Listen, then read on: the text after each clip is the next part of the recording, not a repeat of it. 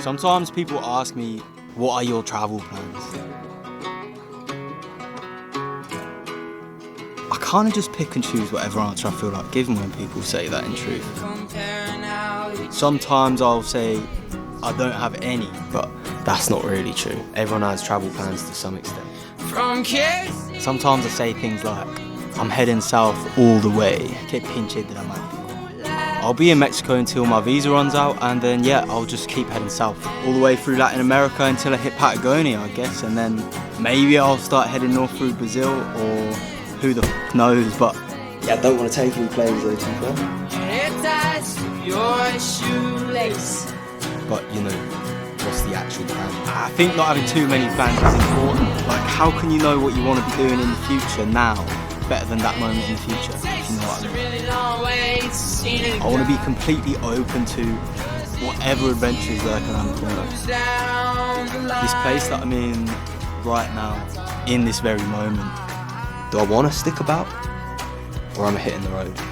I listen to my body, I see how I feel, and I know when it's time to move and when to stay. And yeah, my days just kind of unravel naturally, I suppose. Yeah, day to day, of course, I plan a little. Here's a typical day of my life at the Mo, in the form of a 10-step guide to nearly never planning in.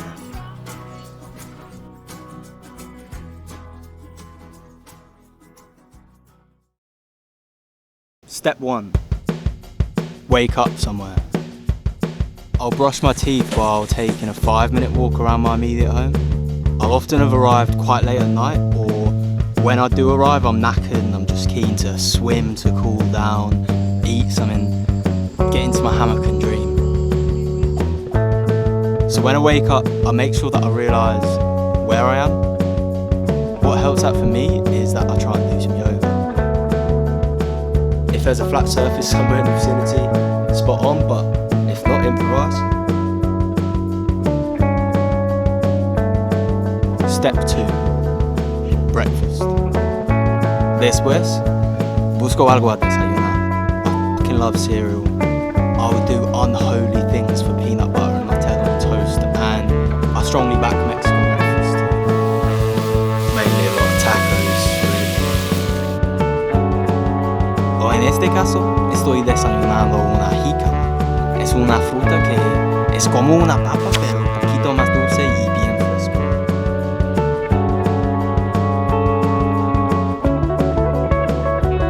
Then, coffee.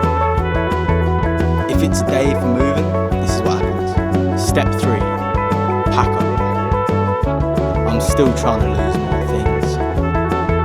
Step 4, hit the road. I usually have a distant town in mind that I'm heading to. I'll make sure I get the right highway and the right direction.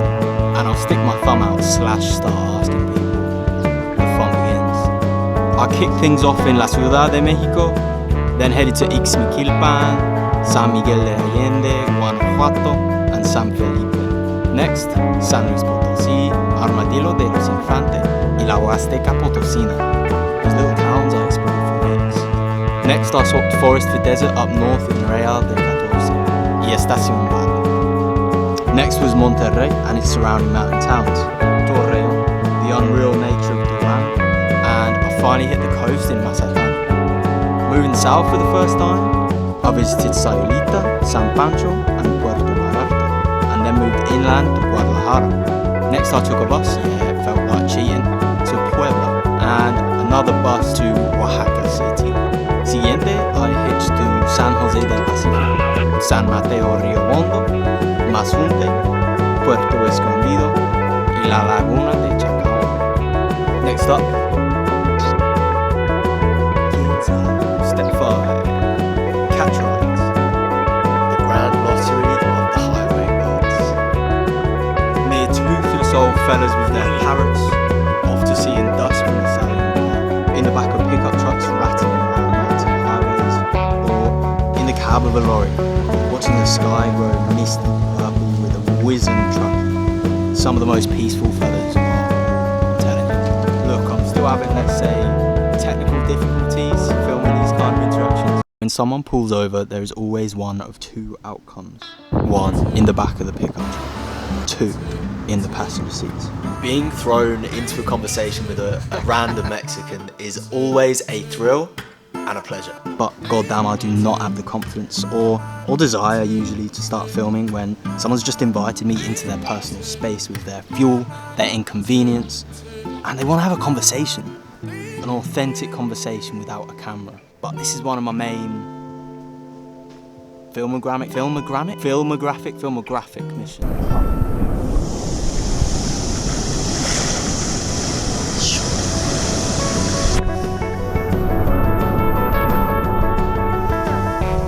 So yeah, let's see what I can do. Because I swear, in my life, wherever the road seems to take me, I'm always bumping into heaps lot of nuts, crazy people all the time. And I'm so excited to start recording this shit. Step number 6.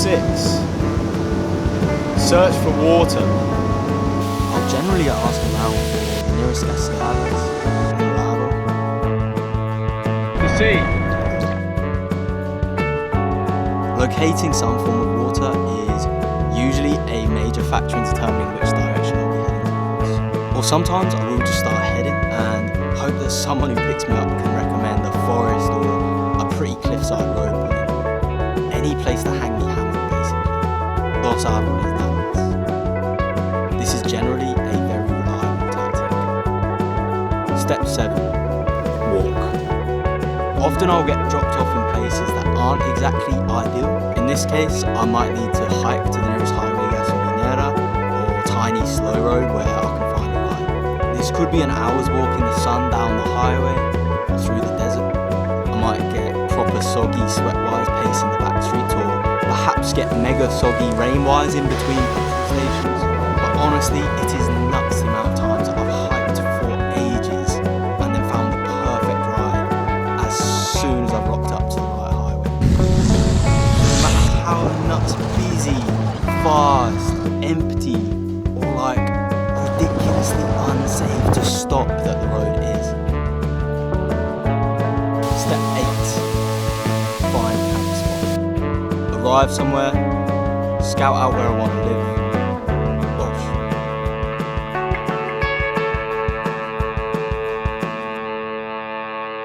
Step 9.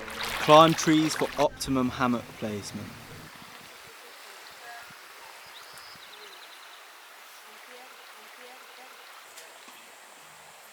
Step 10. Dream.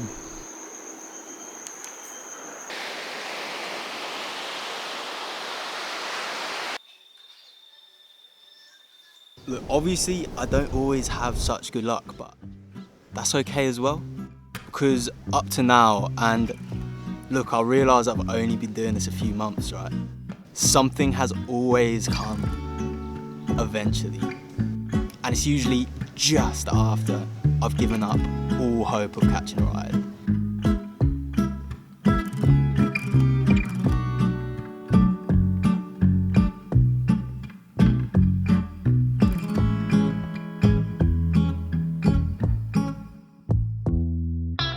Yes, it can be chaotic, sweaty, and test the hell out of my patience, but I love the chaos of it.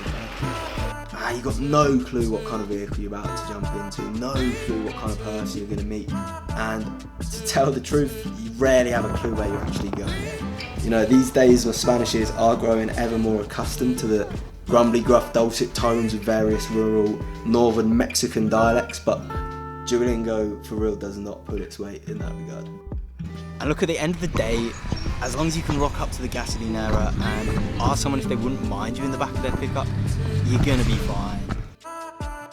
Traffic lights, semáforos, speed bumps, topes, and police check stops, casetas, are also all gold dust. And another bonus, it is free. Instead of spending bus or plane tickets, I'm spending nothing. And when possible, I'm literally only spending money on food.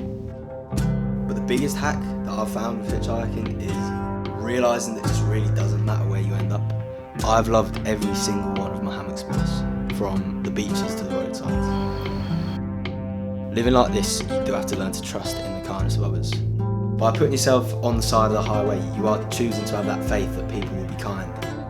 And in truth, I never fail to be amazed by how that little tiny bit of faith in humanity, it gets reciprocated 100-fold every single day.